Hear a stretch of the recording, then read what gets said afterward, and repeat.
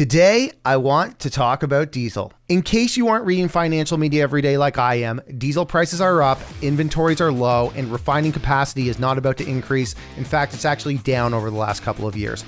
Chances are this is going to have a significant impact on the economy, markets, and global national relationships over the upcoming winter. What might be a surprise to some is how quickly things have escalated. As of last week, according to Gas Buddy, annual prices of diesel are up over 45% at pumps across America, and it doesn't stop there.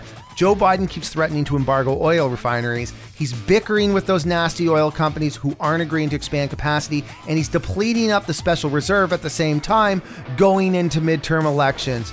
This is a problem because the more reserves that are used up today means the less there's going to be to stabilize the markets later. All of this combined with Russian sanctions and the recent OPEC Plus cuts has led to a significant reduction in global oil production. And these issues aren't just happening in the United States. As prices increase, workers and industry participants start to shake up the landscape. For example, France is currently experiencing a refinery strike, which has caused a shortage of gas in 30% of their stations and an import spike of 70% for diesel. This means, you guessed it, higher diesel prices. You're probably saying, Steve, why is this such a big problem? Well, diesel is the workhorse of the global economy. Most freight and delivery trucks, as well as trains, buses, boats, farms, construction, and military vehicles, even some cars and light trucks, have diesel engines. A shortage would mean higher costs for everything from trucking to farming to construction. This pretty much means that all the stuff around us is going to cost more to make, and it's going to cost more to deliver to us. So let's start with how diesel is made. When a barrel of oil is refined, it is separated into various products using the different boiling points of its components. According to Visual Capitalist, gasoline boils at a lower temperature than diesel and represents about 43% of each barrel of oil.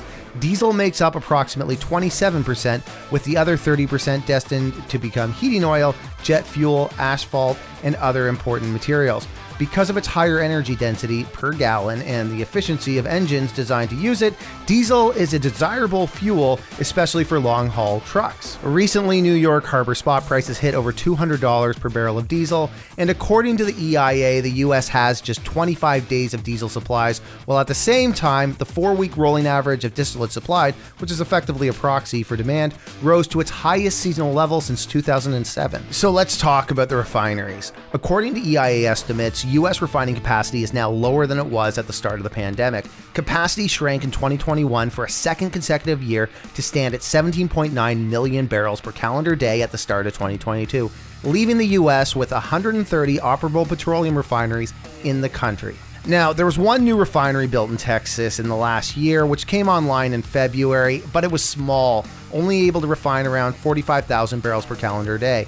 To look to the last major refinery with significant downstream capacity, we have to go all the way back to 1977, when Marathon's facility in Garyville, Louisiana, came online with an initial capacity of 200,000 barrels per calendar day. Of course, we all remember during the pandemic when the economy was shut down and oil prices actually went negative.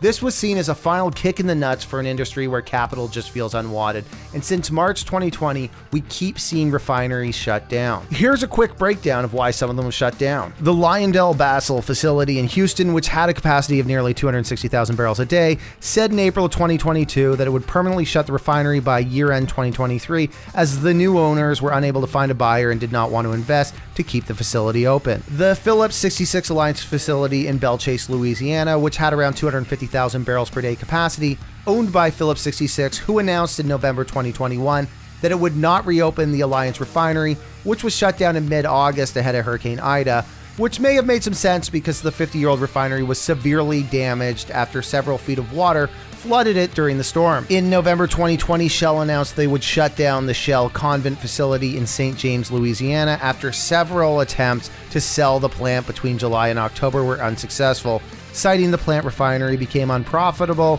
as the pandemic spread across the United States. But not all the facilities were shut down from refining gasoline for good. For example, the Marathon refinery in Martinez, California, that was shut down due to low fuel demand during the pandemic, will be reopened as a biodiesel facility, which will go from having refined around 161,000 barrels per day to around 17,000 barrels of biodiesel per day. I could keep going, but I think you're getting the point. Oil refineries across the United States are being retired or converted to other uses as owners balk at investing in upgrades for the facilities. So the question becomes, what is the US government doing to increase refining capacity?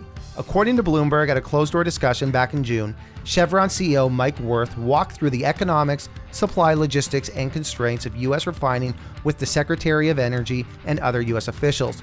The meeting ended with everyone agreeing on one point: the shortage of refining capacity will persist, and it could get worse. But I mean, given these record profits, you'd assume we'd start to see some news releases about companies ramping up capacity or changing their plans to shut down refineries, right? So why aren't investors flocking to the space? Simply put, they fear the profits will be short-lived. Whether it's the Biden administration's environmental priorities, rising public concern about climate change, ESG-focused investing, all these challenges make it nearly impossible to raise money for operating refineries in the future. But what about the big guys, Steve? They don't need to raise money. Well, actually, when you think about it, building and upgrading these gigantic facilities is messy and it's expensive.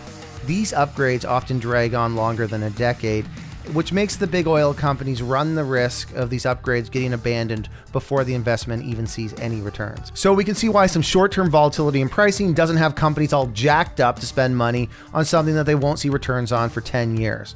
Also, let's not forget that with that kind of time lag, there is plenty of time for OPEC to start jacking up oil production. Here's Chevron CEO discussing the issue with Bloomberg. It puts the industry in a difficult spot because building a refinery is a multi-billion-dollar investment. Process. It may take a decade. We haven't had a refinery built in the United States since the 1970s. My personal view is there will never be another refinery built in the United States. And Biden keeps playing hardball. In August, Energy Secretary Jennifer Granholm sent a letter to refiners threatening emergency measures if they didn't reduce exports, saying, "Given the historic level of U.S. refined product exports, I again urge you to focus in the near term on building inventories in the United States rather than selling down current stocks and further increasing exports. It is our hope that companies will proactively address this need. If that is not the case, the administration will need to consider additional federal requirements or other emergency measures." So let's touch on the Special Petroleum Reserve, also known as the SPR. In 1973, the Organization of Arab Petroleum Exporting Countries imposed an oil embargo against the United States. This sent the U.S. into a recession. To mitigate the damage from any future shortages of oil, President Gerald Ford signed the Energy Policy and Conservation Act of 1975, which established the SPR. This is an emergency stockpile of petroleum maintained by the Department of Energy, known as the largest public emergency supply in the world. Its underground tanks in Louisiana and Texas have capacity for 714 million barrels. This is a tool used to alleviate the market impacts of both domestic and international disruptions. Biden began using the SPR in November 2021 due to high gasoline prices, releasing 50 million barrels. On March 1st of 2022, the White House announced they would release 30 million barrels shortly after Russia invaded Ukraine. And then 30 days later, they announced they would release 180 million barrels over the next 180 days. So today we're at the lowest reserve since 1985 and left wondering what happens after the midterm elections if this war drags on and the SPR starts to fully deplete. As I said earlier, this is a problem because the more reserves that are used today means the less there will be to stabilize the markets later. So getting back to diesel, the issue here is twofold. One, the US and the Western world needs enough oil to meet demand, but secondarily, we need the infrastructure and refineries to actually refine it. It's clear that this requires strategic thinking from leadership beyond cutting off one of the world's largest oil suppliers and using up the world's largest oil reserve to stabilize the market and hoping that a country you called a pariah state will come to your rescue. Let's get real here. The US will deplete the SPR, and at the rate we're going, that's going to happen well before we've transitioned to a world of mostly electric vehicles. In the meantime, we can expect two things: higher inflation from energy prices, followed by higher rates to destruct demand in an effort to kill inflation. And that's because that's what Paul Volcker did back in the 70s. But the thing is, if you look into history, higher interest rates weren't the only solution to solve high inflation. Here's a clip that resonated with me from the global head of commodities research at Goldman Sachs, Jeff Curry, talking about what got the US out of their 70s inflationary environment on the Odd Lots podcast. I want to point out, it wasn't just all Volcker that solved the 70s. There was a huge amount of investment that went into North Sea, Alaska North Slope, Gulf of Mexico, Mexican production, Brazilian, Norwegian. I can keep on going down the list. That investment that came to fruition did a lot to ease the inflationary pressures as you went into the 80s. So you just can't, contribute all to the rate hikes by the Fed because there was a lot of that investment. So that investment's critical. And we're at a junction right now with 8.5% inflation, but we still haven't seen the underlying investment that was already there, let's say in the 70s, that is not here today. We need that investment because the only way out of this is investment in the appropriate ability to grow that supply. So I agree with Jeff here. Of course, he pushes his book and works in commodities, but he points out that we have an uncomfortable problem to solve.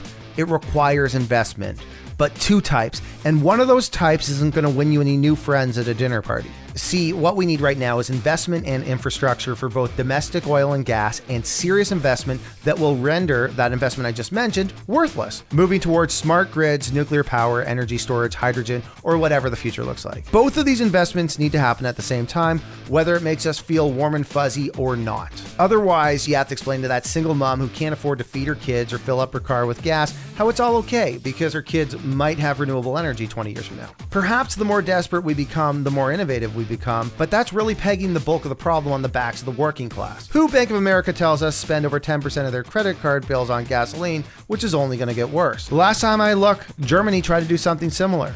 That whole desperation leads to innovation thing. They got off nuclear power, which for the most part is pretty green, and in the end chose their economic prosperity over pain and innovation. They ended up addicted to Russian fossil fuels, which led to Putin invading Ukraine, and today they are turning to coal. I digress. These are complicated issues that require making optimal decisions without perfect answers. The point is this: watch out for diesel prices this winter. Stock is low, demand is high, and all bets are off for what it will do to the global economy.